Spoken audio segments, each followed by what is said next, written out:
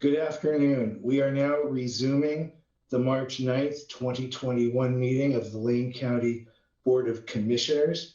And we left off and need to now take up the issue that Commissioner Trieger brought to the board, and additional staff work has been done to provide us additional information, which relates to the possibility of the county providing a voter's pamphlet for the May 2021 off-cycle elections. Steve, could I ask you to start this off? Sure, and I think you received a response from Mr. Dingle about Commissioner Bozovich's question and whether or not you can delegate the appointment of the committees, so we've answered that. Commissioner Buck asked the question about whether or not there was an online, the ability to do some sort of online information sharing for candidates.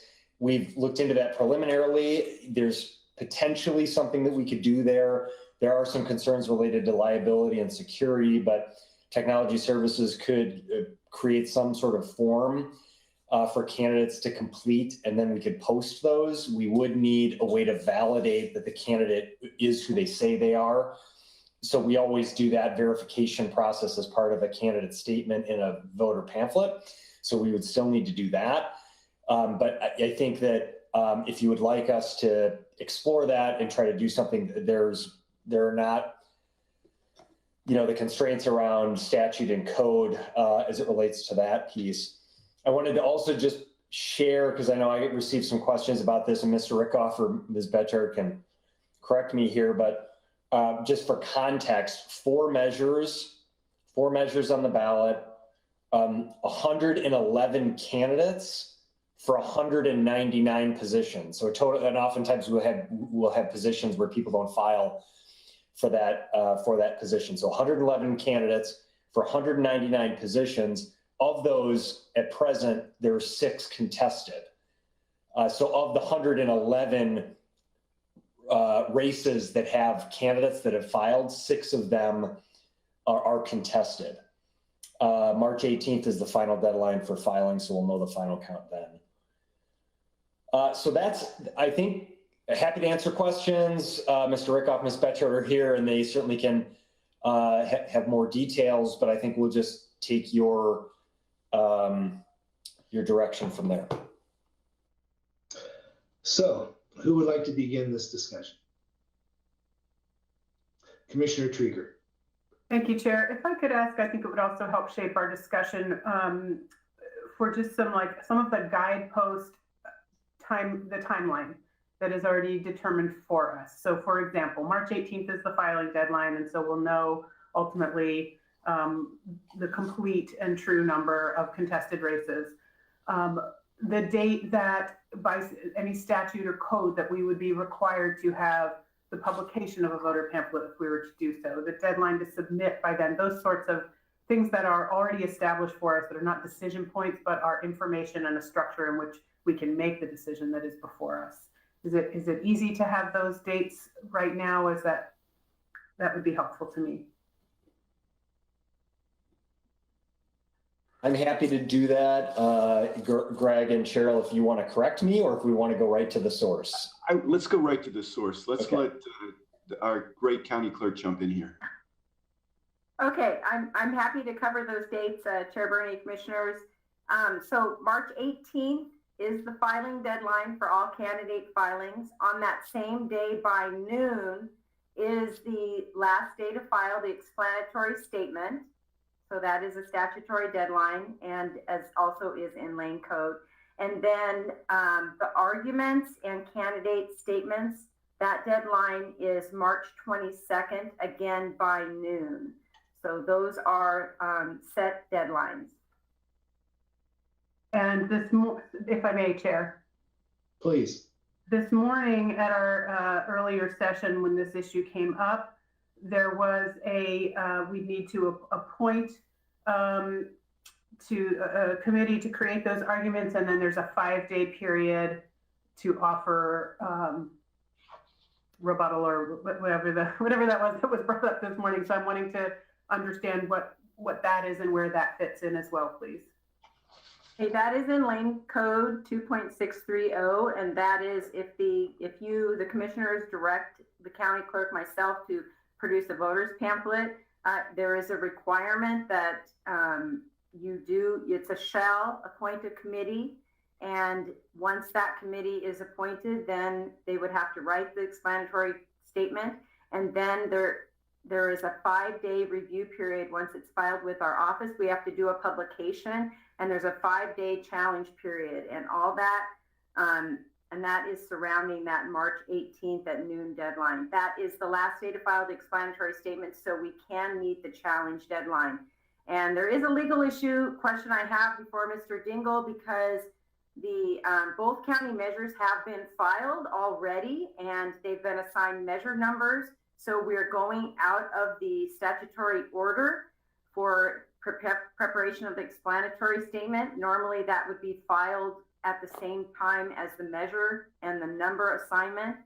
And so we're opening up a challenge period, and we need to find out if we get a challenge, what does that mean then? The measure wouldn't be considered filed. So there's some questions surrounding that deadline, since we are going out of order, should the decision be made to move forward with a voter's pamphlet. So if I may continue, Chair, just to get clarification on these issues. Certainly. Is it that 5-day review challenge period is the noon filing deadline on the 18th to the arguments and candidate statements on the 22nd? That is the 5 days? No, the deadline to file the explanatory statement is March 18th by noon. Then our office, the elections division, would have to prepare a publication to the Register Guard, and then that allows for the challenge period. So that's then the next 5 days 23rd, following the 18th. 23rd. Yes. Okay, I must have misheard you. I understood candidate filings close at noon on the 18th. I thought you said the arguments and candidate statements would be due on the 22nd, would have to be completed by the 22nd. So the candidate filings for anybody that's going and wants their name on the ballot, that deadline is 5 o'clock on March 18th. 5 o'clock. On Monday, March 22nd at noon is the last day for a candidate to file a statement, should there be direction to produce a voter's pamphlet. That is also the last day to file an argument to include in the voter's pamphlet, also noon on March 22nd. And that's to meet the other statutory deadlines that follow that date. So essentially, if I'm understanding you then, if we were to direct staff to produce a voter pamphlet, this committee that we would have to appoint, we'd have to do as Administrator Mokrehusky mentioned this morning, today or tomorrow, and they would be charged with creating these arguments for the measures only. Candidates are their own category. Those would have to be completed no later than noon on the 22nd, and then there would be a 5-day challenge, or is the 5-day challenge happen before the 22nd? I'm just trying to understand this. Each time I ask, I get more confused. That's okay. So the 5-day challenge period is for the explanatory statement only. And that has to be filed by noon on the 18th. On the 18th, thank you. That's why if you do a committee, they would have to write that, and they'd have to submit it by noon on the 18th. So then someone can file in court to challenge the explanatory statement if they disagree with it. That's what that 5 days is for. Got it. And that's the difference between the noon and the 5 p.m. on the 18th. That's where I was getting mixed up. Got you. Yes. And then as far as the measure goes for arguments are optional. So there is no requirement for us to prepare any argument. That's just the deadline for anybody to provide an argument for submission to the voter's pamphlet. Understood. Thank you. Okay, I'm sorry, Commissioner, are you through, or do you have more? No, I mean, so that to me, what this says is fundamentally, I'm just looking at my wall calendar here, that is, essentially 10 calendar days ish, and not including today, 3, 4, 5, 6 and a half, because it's noon on the 18th, business days, in which to accomplish all this. And I want to say I really appreciate the overarching message of staff saying, it's your call, and if you tell us, we'll make it happen. I appreciate that sort of can-do attitude, but I also don't want to exploit that. And I know you will, because we always have. And if 2020 didn't show us anything else, it showed us that staff can pretty much do magic. But I don't know that that it's fair or right or in the best interest to force that upon folks. So as committed as I am to this, and as important as I think it is, as I mentioned this morning, for me, the higher value of all of this turmoil, if you will, is getting us to a place where we're finally gonna, that we're committing to addressing this for the long haul. I want to hear from my colleagues about this, but from where I sit, looking at a calendar, looking at workload, it seems really just this side of impossible to pull this off in a way that maintains the integrity of the work product that we value delivering here. Thank you, Commissioner. Are there other commissioners that would like to say anything at this point? Commissioner Bozovich. Thank you. I just have to agree with Commissioner Traeger's statements. It is sad, but it is true. We just can't do it. And when our county council pointed out to us that we can't delegate the authority to appoint that committee, the fact that the committee, not only in code that we can't delegate that appointment, but the code also requires a certain membership of that committee, which we would have to go out and recruit. There's just not time to do that. We have to find a balanced committee, opponent, advocate, neutral, at a minimum of 3. And trying to do that in the next 24 to 48 hours and holding a special board meeting to appoint that committee, I just don't think that's doable. And then leaving them like 4 days to write an explanatory statement. This just is not a possible thing to be able to get done. So I just have to agree with Commissioner Traeger, and hopefully our future work session on how to prevent this from getting to the point of a last minute discussion we'll deal with that. Thank you, Commissioner. Commissioner Buck. I have to concur with my other commissioners who have spoken, and also would like to see if there is a possibility to pursue this alternative way to put some information online that Mr. Mokryski mentioned in the beginning here of our afternoon session. I'm interested in that as an alternative as we find a long-term solution. Any other commissioners want to speak? Steve, did you want to say something? No. I think that we have given this issue as thorough a vetting, and it's very clear as possible.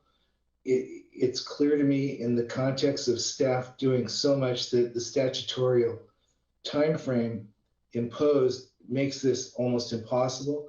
I think with Commissioners Traeger, Buck, and Bozovich wish that weren't the case, but sometimes you have to look at facts staring at you. And I commit, and I think I've heard every other commissioner commit to permanently solving this year, so we never again are confronted with this issue taking up our time or being uncertain in the minds of future candidates and future elections, all future off-cycle elections. I hope I'm speaking for the group when I say that. I know I'm speaking for myself.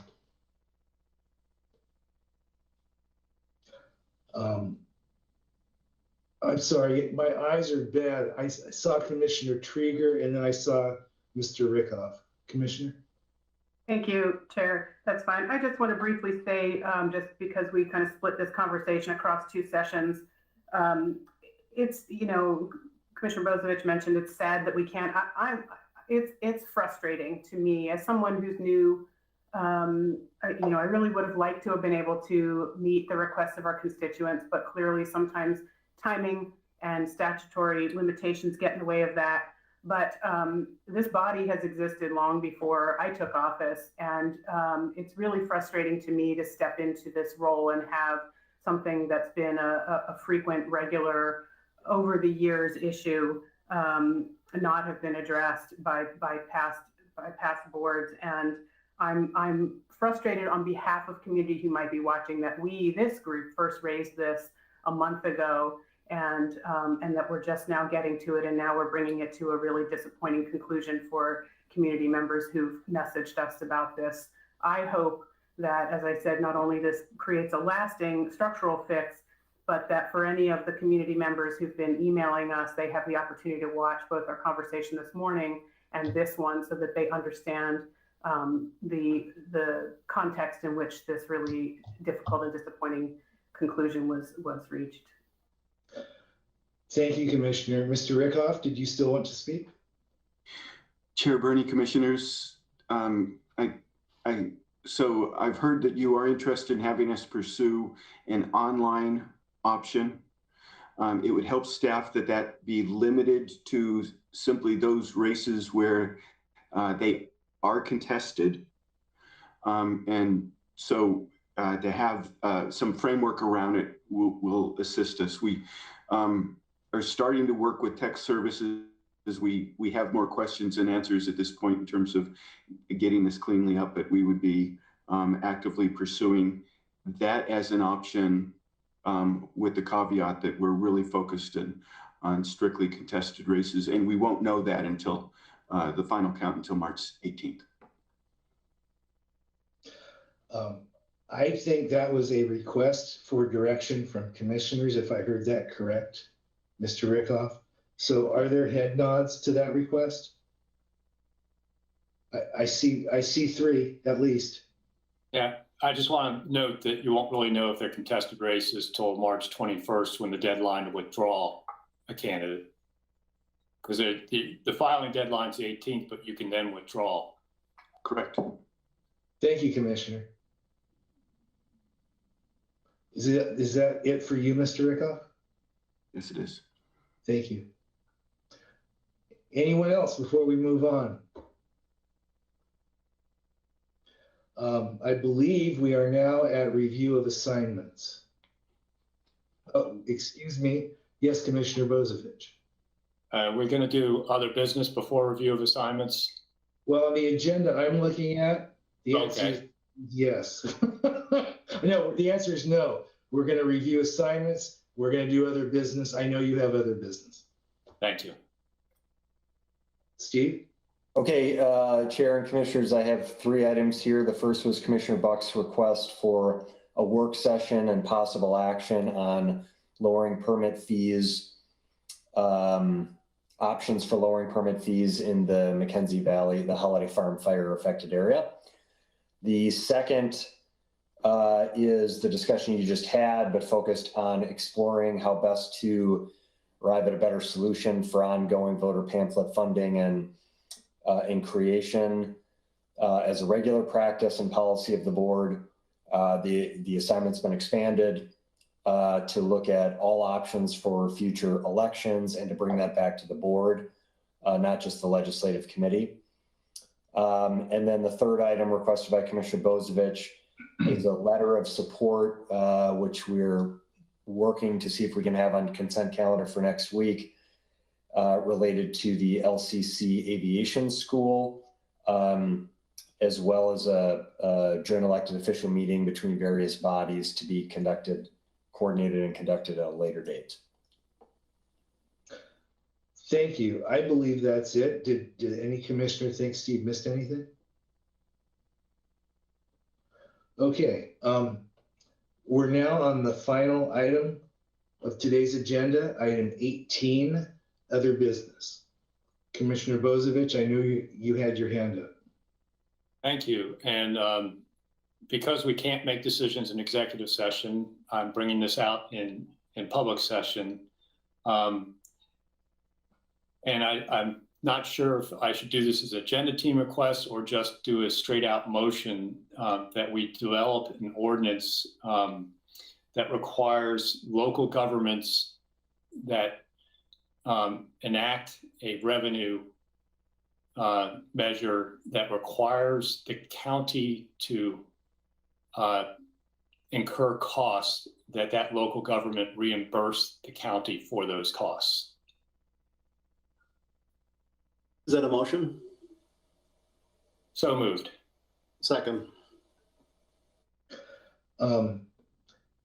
Commissioner Bozovich, I don't have the language of your motion, so if you would be kind enough to repeat it, and then we'll have discussion toward it. So I'm moving that the board direct staff to develop an ordinance requiring local governments that enact a revenue measure that requires the county to incur costs, that those local governments reimburse the county for the cost of the enactment of that revenue measure. Thank And you. that would be any local government within that would overlap with Lane County that passes a measure. So that's pretty simple. It's about if they enact a revenue measure, we have to pay costs to collect or as part of that. Now we're on discussion. I got the motion. Is there discussion toward it, Commissioner Buck? I have some legal questions on that because normally when we enact an ordinance, it's for all localities that are outside cities. And the premise of this particular one came up because of the city's enactment of the local levy for police coverage. So I want to get some more information from the maker of the motion as to how this would solve that particular issue. Not all of the actions that Lane County takes are only pertinent to residents outside of city limits. This ordinance would apply to jurisdictions within our boundaries that create a cost for us. That's I guess I would turn to legal counsel to answer whether or not that's legal, and I guess that could be part of the discussion when they bring the ordinance back to us. But there's multiple parts of our code that apply to city residents as well as just unincorporated residents. What we can't put inside city residents is some various ordinances around use and a few other things like land use ordinances, for instance. But there's quite a bit of our code that applies to all county residents. All county residents pay our property taxes. I see that Commissioner Buck wants to continue her thoughts. Just to follow up, before I'm willing to vote for this, I would like to have some clarity from council on that particular subject, because we were just talking about in a different meeting, a potential ban on polystyrene. It was made very clear that if we had that, then, and we did it in this kind of manner, that it would apply outside the city limits, unless we were talking about the Board of Public Health. So I'm just trying, I would like to get some clarity from council as to the legality of a potential ordinance prior to voting. Chair Bernie, Commissioner Buck, generally speaking, the board, you mentioned the polystyrene thing. It's my understanding that the board was considering acting as the Board of Health in that realm. Commissioner Bozovich is correct. There are some other areas that have not been preempted. So that's one of those things where in draft would have to find and research whether or not that this particular type of act would fall within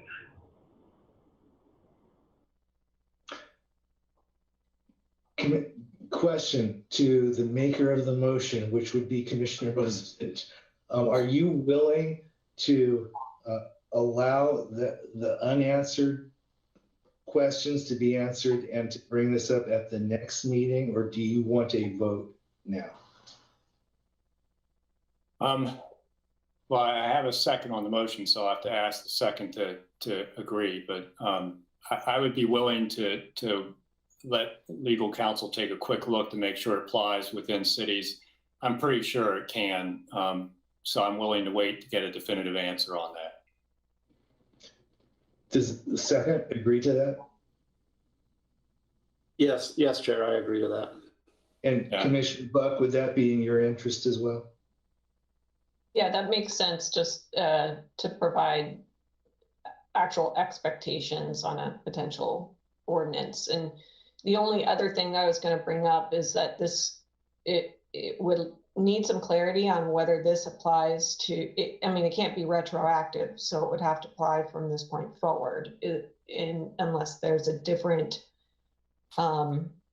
intention behind the initial ask.